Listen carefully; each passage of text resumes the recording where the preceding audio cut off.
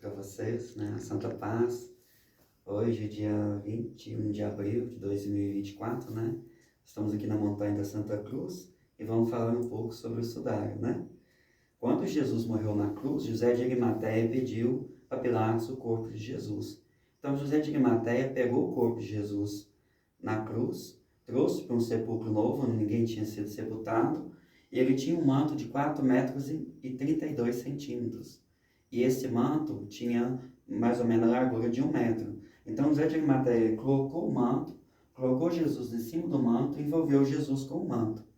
Quando Jesus ressuscitou, as passagens bíblicas diz que quando Maria Madalena e outra Maria chegam, o manto, a única coisa que elas encontraram foram os soldados dormindo, a pedra removida e o manto estava dobrado à direita.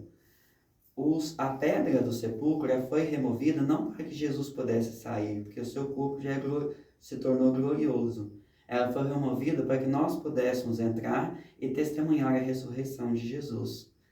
E os soldados estavam dormindo, começaram a correr, depois chega Pedro, João, e mexem nesse manto, né? E então esse manto foi passando de geração em geração. Quando foi no ano de 1532, esse manto estava guardado dentro de um baú e, como se passou 1500 anos, não se tinha veracidade se era realmente o manto de Jesus. Mas eles guardaram o manto. Então, no ano de 1532, essa igreja sofreu um incêndio. Esse manto estava dentro de um baú de metal. Esse baú de metal derreteu, fazendo uma pequena perfuração que a gente vai explicar aqui agora. Quando foi no ano de 1987, o Papa João Paulo II mandou que se expôsse esse manto na cidade, na igreja de Turim, na Itália, e esse manto fosse pesquisado pela ciência. Então, quando a ciência tirou, uma das primeiras fotos que ela tirou aqui sobre o manto, ela tirou a foto da face de Jesus. Quando ela tirou a foto dessa face, saiu essa face aqui no negativo, que dá para ver perfeitamente o rosto de Jesus. Então, eles falaram assim, mas tem alguma coisa no manto. Então, eles começaram a fazer pesquisas. E o que eu vou falar aqui agora são pesquisas atuais do nosso tempo de hoje. O manto, essa aqui é uma foto do manto, do tamanho original. Uma foto mais original possível que a gente conseguiu do Santo Sudário, que hoje é chamado Sudário, porque é o manto que encobriu os mortos. Quando Jesus ressuscitou, ele deixou a impressão física dele naquele pano. Então, a ciência, hoje, ela fez pesquisas sobre esse manto, datado pelo carbono 14, e várias outras tecnologias atuais da NASA, científicas, e chegou à veracidade de que esse manto tem quase 2.000 anos. Quando a ciência chegou à veracidade desse manto há quase 2.000 anos, na época o Papa João Paulo decretou um milagre, porque um pano durar 2.000 anos seria um milagre que jamais aconteceria. Então, o Papa permitiu que fosse tirado um pedaço do manto e fosse feito pesquisas em laboratórios da NASA e outros laboratórios científicos. Quando a gente vê aqui, você vê a face de Jesus. Essa parte aqui é Jesus deitado, né? Quando você vê a parte da frente de Jesus. Quando você vê aqui o rosto, dá para ver o rosto? Uhum. Você vê o rosto de Jesus, né? Você coloca aqui, você vê o rosto, né? Quando você abre o folhetinho, que é direto da cidade de Turim, da Itália, você vê um homem de pé. Quando você coloca aqui, você vê você vê uma pessoa. Aqui, quando você olha aqui, você vê os braços. Você vê 4 dedos, né? A chaga do buraco, né? Da mão direita de Jesus, as pernas e o pé. Essa parte aqui, ela não pertence ao manto. É a parte que o manto, como o manto estava dobrado, ela sofreu essa danificação aqui. Não pertence ao manto. Se não fosse a danificação do ano de 1532, a gente veria onde Jesus foi transpassado com a lança. A gente vê uma marca de sangue. Uma grande marca de sangue aqui. Mas a perfuração no manto, né, tirou a identidade de onde Jesus, né, onde Jesus foi transpassado aqui. Mas dá para ver que ele foi transpassado pela lança. Quando fizeram análise, as primeiras coisas que eles se preocuparam foi fazer análise do rosto.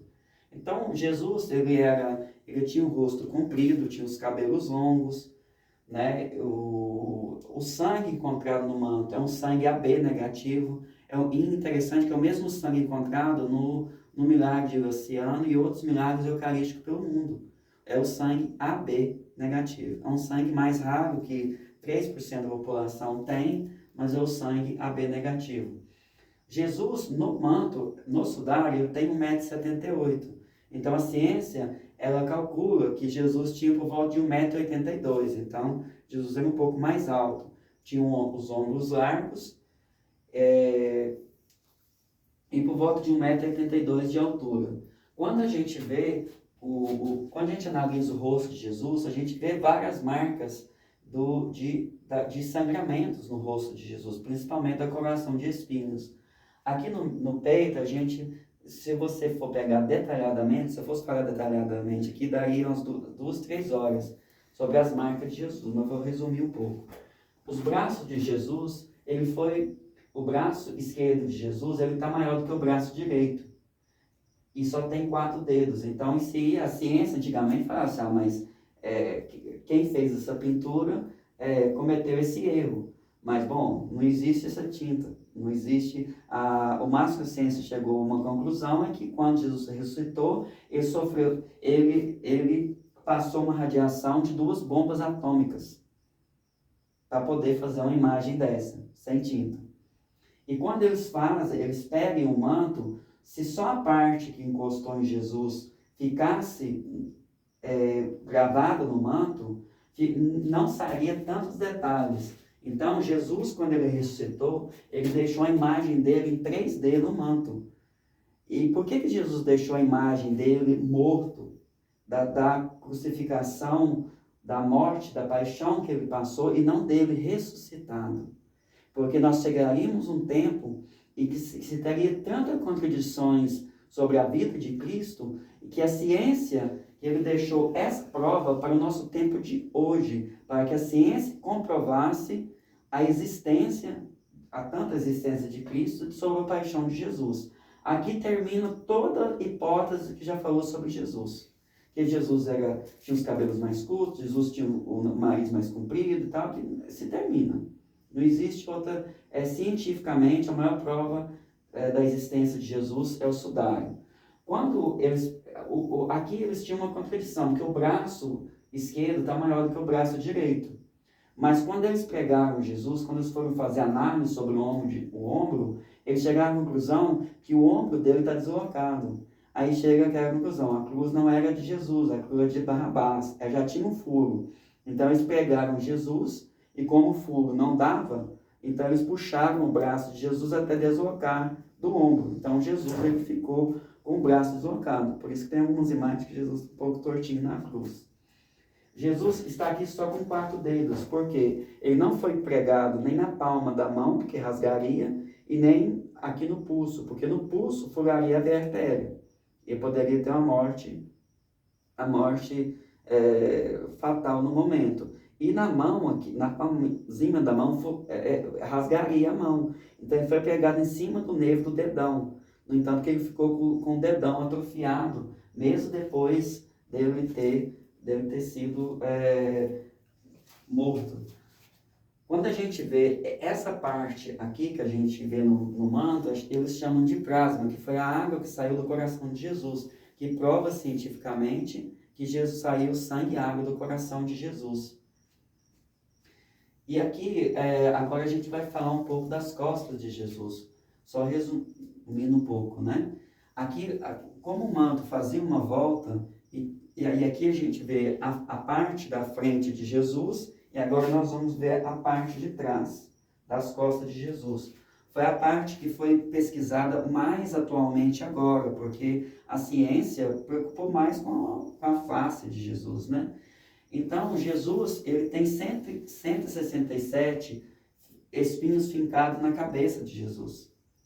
Esse espinho aqui, ele furou a sobrancelha e veio até no olho, não perfurou o olho. Mas Jesus, depois que foi coroado de espinho, ele não mais enxergou de um olho. ele ficou chegando só de outro olho.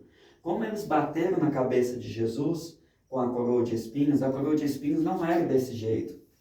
Eu fiz essa coroa aqui, a gente tem, né, a gente sempre pensa nessa coroa, mas a coroa de espinhos científica, ela é toda tecida de cima, como se fosse um ninho de passarinho, colocasse na cabeça de Jesus e fosse batendo com o pau, como a gente chama de cana, né, que é a arma do soldado.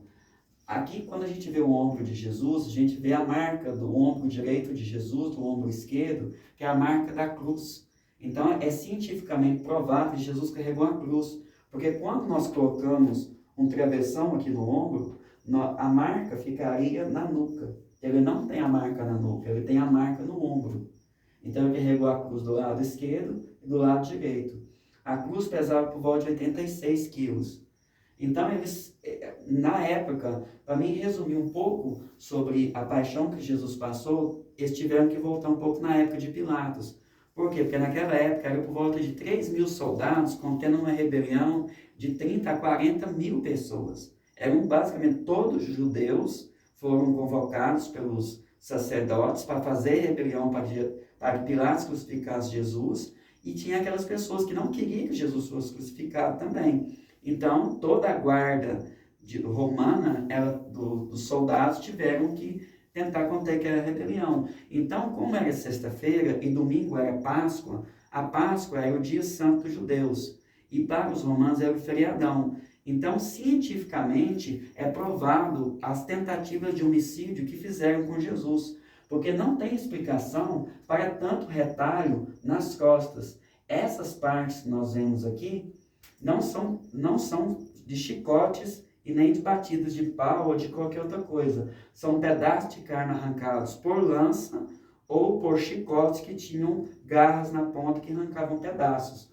Quando eles analisam as costas de Jesus, tem um lugar aqui que parece ter até costela, porque arrancou um pedaço de carne muito grande. Aqui na cintura de Jesus, quando eles pegaram Jesus na quinta-feira, eles amarraram uma corda na cintura de Jesus, nas mãos e nos pés. E essa corda, que quanto mais puxa, mais aperta. Então, quando eles tiraram a corda, né, ficou com a marca aqui enterrada na cintura de Jesus. Jesus, ele tem aqui nas costas 147 pedaços de carnes arrancados. Quando a gente vê no peito de Jesus, que a gente poderia falar detalhadamente, sobre tentativas de lança perfurando o corpo de Jesus, mas Jesus tinha que se cumprir as Escrituras, ele tinha que carregar a cruz, que era a cruz dos nossos pecados, para a remissão dos nossos pecados e completar as Sagradas Escrituras. Quando você faz análise, eles chegaram a análise aqui, porque quando você chega na panturrilha de Jesus, você vê 4 marcas direitinho na panturrilha de Jesus, 4 marcas de um chicote que tinha garras de prego, de 4 garras que arrancavam pedaços. Quando eles foram fazer a análise agora, mais em 2010, 2013, a análise do pé direito de Jesus tem uma pequena marca de sangue. Do pé esquerdo de Jesus, Jesus está sem a sola do pé. Aí eles falaram assim, mas esse homem está sem a sola do pé. Os cientistas, cientificamente. Aí ele falou assim, mas como que ele está sem a sola do pé? Porque subiu o Monte Calvário, 1.400 metros, carregando uma cruz, não bastaria para perder a sola do pé. Então, eles foram pegando histórias e conseguiram chegar na época de Pilatos. Pilatos, quando dava a sentença máxima em uma pessoa, colocava a pessoa em cima da chapa tão quente, mas tão quente até perder a sola do pé. Então, cientificamente, Jesus, tudo que eu estou falando é científico, né? Que é a ciência que estudou sobre. Então, Jesus foi colocado em cima da chapa quente até perder a sola do pé. A partir do momento que Jesus foi julgado por Pilatos a última vez, Jesus estava já sem a sola dos pés. Então, Jesus é cientificamente provado. Subiu o Monte Calvário, carregando uma cruz de 86 quilos, sem a sola dos pés, em cima de chicotadas, bofetões e uma grande rebelião na época, onde eles tentavam matar Jesus antes da crucificação, que a pessoa ficava até 7 dias na cruz. A crucificação era assim, crucificava a pessoa ficava 7 dias na cruz, depois tirava o corpo. Então o soldado falou assim, olha, diante dessa rebelião não vamos ter o feriado nosso, né? Vamos tentar matar esse homem. Alguns soldados intentaram matar Jesus Cristo. Então, aqui a gente vê a marca do prego no pé de Jesus. E tem outra marca de prego no calcanhar. Então foram dois pregos que colocaram nos pés de Jesus. Eles colocaram o pé um em cima do outro. Quando eles bateram o prego, não saiu no outro pé. Então eles bateram outro prego que saiu no calcanhar de Jesus. Jesus na cruz, ele falava poucas palavras, porque ele não tinha como um braço deslocado, né? Todo ensanguentado. Ele tinha que fazer uma força mas muito forte para poder falar alguma coisa e se escorar novamente, porque não tinha mais forças. Então, esse aqui é um pouco do resumo da história do sudário. Se a gente for falar detalhadamente, até o pólen das flores encontrado é o pólen da época, do mesmo lugar de onde Jesus foi crucificado. A Santa Paz a todos. Amém.